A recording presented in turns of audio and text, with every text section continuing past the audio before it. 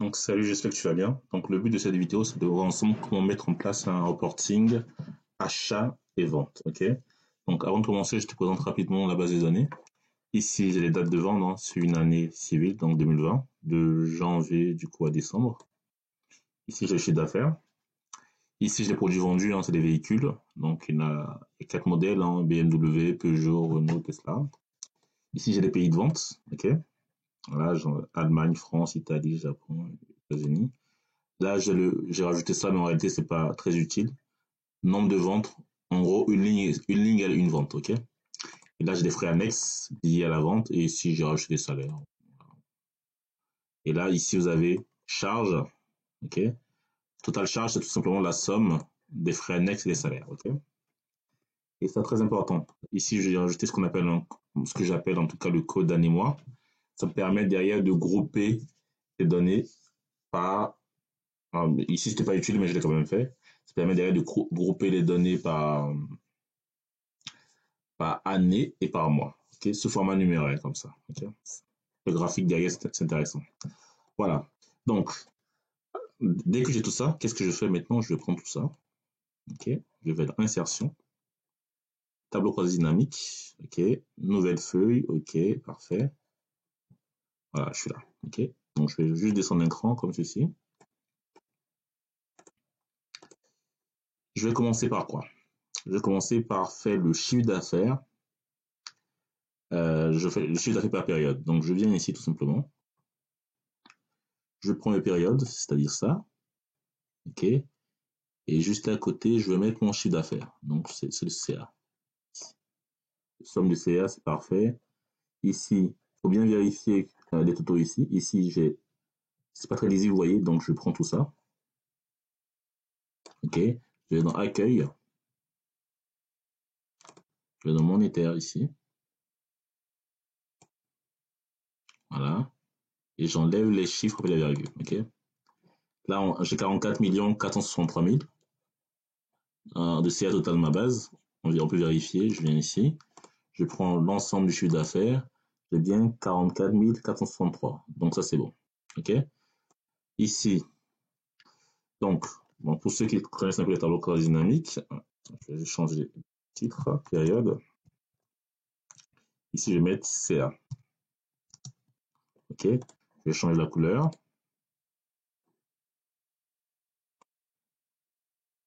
Je prends ça. Bon, affichage, je vais enlever les quadrillages. OK? Ah, c'est quelque chose de beaucoup plus beau.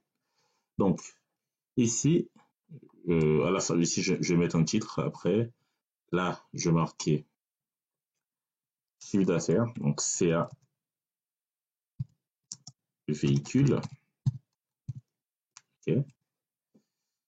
Donc ça, je vais le mettre ici en couleur orange.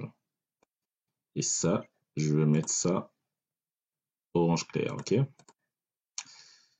Donc l'écriture ici, je mets en foncé. Je mets ça en blanc ici. Donc ça, je vais mettre ça. L'écriture, ça va être ici foncé, un peu plus grand. Et je vais tirer ça. OK. Bon, pour ceux qui utilisent le tableau croisé dynamique, vous savez qu'en fonction de les paramètres qu'on choisit, les colonnes changent en fait, changent de largeur. Donc pour éviter que ça change, je viens ici, clic droit, format option tableau croisé dynamique. Je viens ici, je décoche dans disposition mise en forme, je décoche tout simplement ajuster automatiquement la mise en forme. Ok. Je vérifie ici aussi, je pense que c'est bon. Donc c'est décoché. Donc dès que je vais mettre à jour ces données-là, la largeur des colonnes, tout va rester la même. Ok. Ici, donc mon chiffre d'affaires total, c'est égal tout simplement. Donc je fais somme. Je vous conseille en tout cas de faire somme. Je ne sais pas si je fais égal à ça, ça va marcher. Étant donné que ces paramètres-là peuvent se décaler, voilà, mon total ici il peut être là en fonction de ce que je choisis en fait. Okay, donc je peux prendre tout ça, c'est les maths, hein, je prends tout ça, la somme et tout ça, divisé par 2. Et ça me donne ça à chaque fois, ok? Donc ce que j'ai fait, c'est des maths. Hein. C'est un véhicule ici. Donc ici, qu'est-ce qu'on va faire? On va rajouter un petit graphique, ok? avec tout simplement la variation. On peut rajouter même ici le nombre de commandes. Voilà. Donc, le nombre de commandes, c'est la somme ici, voilà, des NB ventes.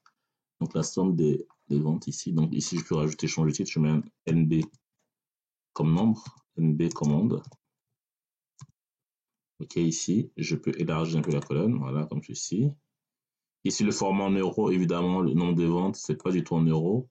Je prends tout ça, je viens ici, je mets le format nombre, et j'enlève le chiffre après la virgule. OK, je somme tout ça, et c'est bon. Je vais juste vérifier que la taille ne bouge pas. Donc, je vais dans l'option ici, et OK, parfait. Voilà, donc si j'ai mon nombre de commandes. Avec ces données-là, qu'est-ce que je peux faire? Je peux tout simplement faire un graphique.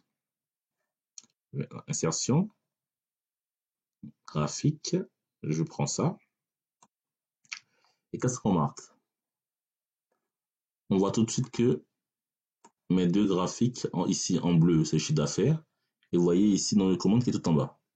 C'est tout à fait normal, c'est juste un problème d'échelle. Ok, mon chiffre d'affaires, il va jusqu'à 400 millions. Non, 4 millions plutôt. 4 voire 4 millions 500. Alors que mes commandes sont autour de 100, 200.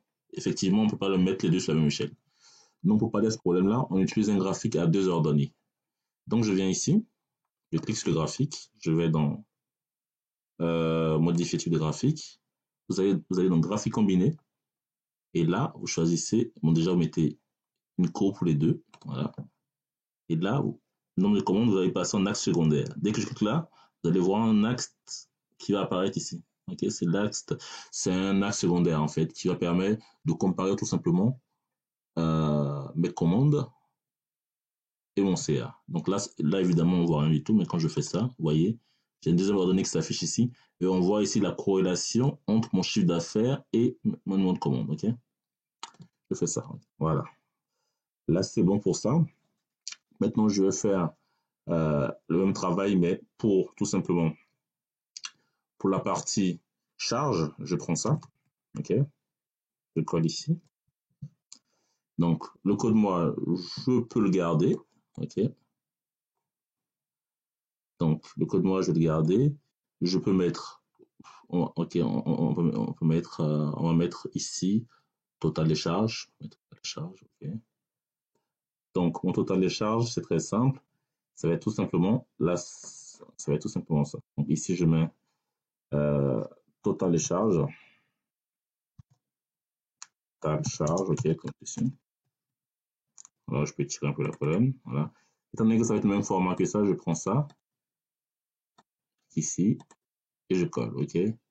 Je peux élargir un peu les colonnes comme ceci. Ok. Ça, j'élargis aussi, c'est parfait. Donc, ici, période. Ici, je vais l'appeler total charge. Ok. Et comme tout à l'heure, je fais égal la somme de toutes mes charges. Donc, tout ça, je prends sur le total. Ok. Que je vais diviser par 2. Ok. Voilà. Donc, j'ai ça. Ok. Et ici, je peux mettre mon résultat. Ok, mon résultat, c'est ça mon résultat. Donc, je prends ça encore. Je prends tout ça. Hop. Ici, je colle ici. Mon résultat. Vous avez compris, mon résultat, c'est tout simplement la différence. Donc, c'est ça. Différence entre mon chiffre d'affaires. Mon chiffre d'affaires. Donc, c'est ça et ça. Moins mes charges. OK? Et ici, on va mettre une petite condition. Donc, je vais dans l'accueil. Je fais dans mise en forme conditionnelle. Donc, dès que mon chiffre d'affaires est inférieur à 0, donc inférieur à 0, je mets en rouge. Je garde le curseur ici, je vais dans accueil, mise en forme. Dès que mon chiffre d'affaires est supérieur à 0, je le mets en vert. OK, comme ceci. Voilà. Ça c'est fait. Mes charges ici, on va faire un petit graphique avec les charges. Bon, on va rajouter tout simplement. Qu'est-ce qu'on va faire? On va mettre Non, on va rajouter que ça comme charge, ok. Donc là, je fais un graphique avec les charges. Je viens ici. Cette fois, je fais un... Qu'est-ce que je fais comme graphique? Je fais encore une courbe, hein. Ok. Donc là, je fais une courbe. Ok, une charge.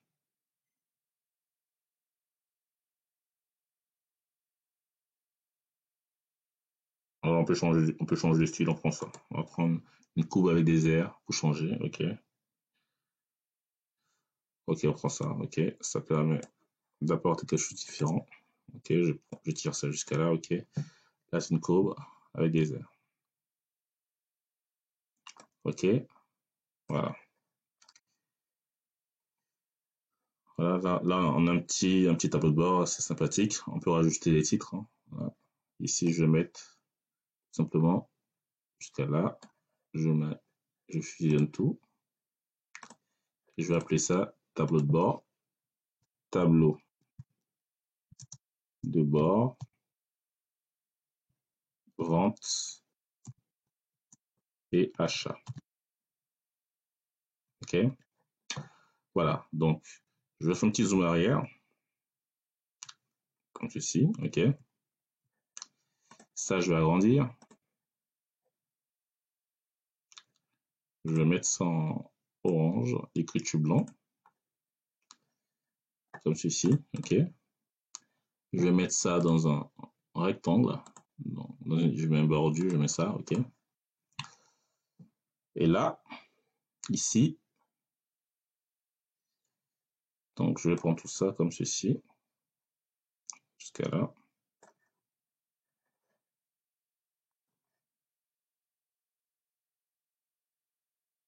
Ok, je vais mettre ça dans un petit carré comme ceci. Ok, voilà. Ok. Et on va rajouter ce qu'on appelle des chronologies. Ok, des chronologies de segments. Donc, je viens ici, tout simplement. Plutôt des segments ici. Pourquoi des segments? Parce que on va essayer de faire un genre de filtre, en fait, tout simplement. Donc, je viens ici, clic droit. Ok, clic droit. Je prends un des tableaux croisés dynamiques et un clic droit. Je vais dans Analyse. Je fais insérer un segment. Ok. Donc, qu'est-ce que je vais rajouter? Mes filtres que je vais avoir un filtre sur les produits vendus, le pays de vente, et c'est déjà bien. On peut produits vendus, pays de vente, ok. Donc, mes filtres, en fait, c'est tout simplement, c'est ça. Ici, les filtres, on les appelle des segments, mais c'est pareil, ok. Donc là, je change les couleurs, je viens ici dans segment, je mets pour garder la couleur de tout à l'heure, je prends ça.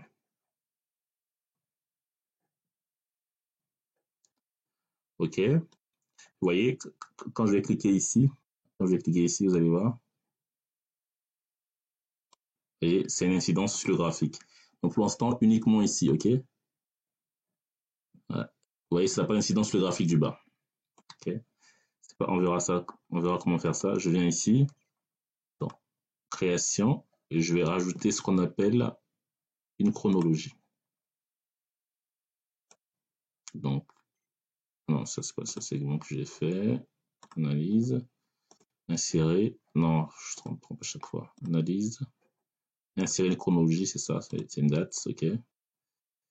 Donc ça va être tout simplement ça, la chronologie. Je vais jusqu'à là. Donc, je viens ici, je change de format encore. Je vais mettre. Hop, l'instant, je prends ça. OK. OK. Là, maintenant, j'ai terminé. Maintenant, regardez, quand je prends ça,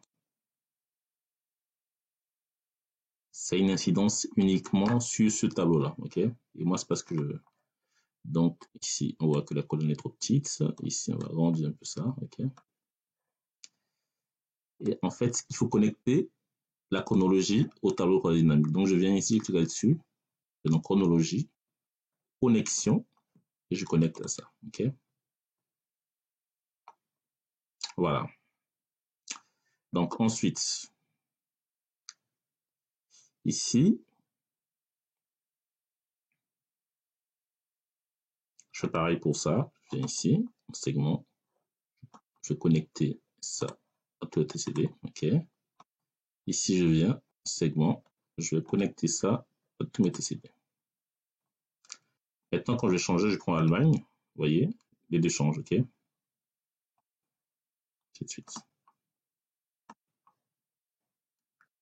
Si par exemple, je regarde la performance sur le premier trimestre de 2021, je prends les 3 premiers mois. Vous voyez, évidemment, ici, j'ai les chiffres d'affaires, ici. Ici, j'ai les charges. Ici, j'ai le résultat qui est là. Ok. Après, on peut regarder dans le détail l'Allemagne. Ok. Italie. C'est sur Japon. Okay. On peut faire un zoom sur moi en particulier. En janvier, par exemple. On voit que l'Allemagne était négative en janvier. Ok. Quand je regarde la performance de l'Allemagne sur janvier-février, on voit que l'Allemagne était positive en janvier. Ok. Que février. Ok. Donc, on voit que le résultat de février compense largement le résultat de janvier et février, ok. Donc du coup, sur ces 2 premiers mois, on est positif, ok. Évidemment, sur mars, on est positif, ainsi de suite. Par contre, sur avril, on est négatif, ainsi de suite, ok.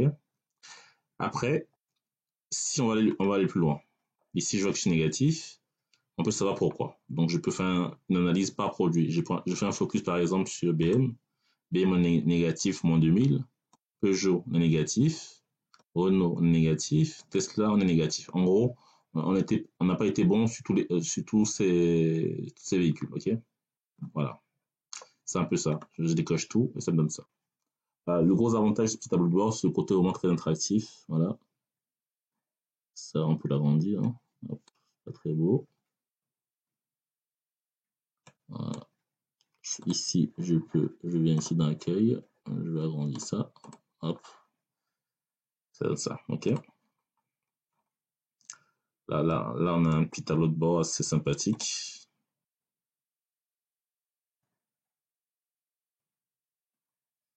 Voilà, très simple. Donc voilà, si ça vous intéresse, hein, c'est des choses qu'on peut voir ensemble dans le cadre des formations payantes. On peut aller beaucoup plus loin, évidemment. Donc n'hésitez pas à participer aux formations payantes qui sont accessibles. Hein. Voilà. Et voilà, c'est bon. C'est tout ce que j'allais dire. Hein. Voilà, je décoche tout. Hein. Là, vous avez une vision d'ensemble. Hein. Je répète rapidement. Ici, vous avez des chronologies qui vous permettent de faire un zoom par période. Vous voyez, ok. Je peux prendre plusieurs périodes en même temps. Ok. Là, j'ai pris de janvier à juin et j'ai un graphique de janvier à juin. Ok. Ça se voit ici. Vous avez la saisonnalité aussi au niveau des charges ici. Ok. Donc là, bon, évidemment, on peut changer de titre. Si je fais suivi des charges, suivi des charges, ok. Donc, je vais mettre en majuscule plutôt. Suivi des charges, comme ceci. Et là, je mets, là, on peut ajouter un titre. Je viens ici, je fais titre. Non, pas ce titre-là. Je me propose un titre graphique, ok. Je viens ici, je mets suivi majuscule, hein, suivi CA VS nombre de commandes, ok. Voilà. Et là, c'est bon, on a terminé. On a notre petit TCD ici, notre petit tableau de bord ici, voilà. Voilà ce que ça donne, ok. Voilà, très simplement. Je choisis un pays, la performance. Ok, je choisis un modèle, la performance, ok. Voilà, très rapidement ce que je voulais vous montrer, ok. Je coche ça, voilà. Donc n'hésitez surtout pas à vous abonner, à partager la vidéo au maximum. Et à très bientôt. Au revoir.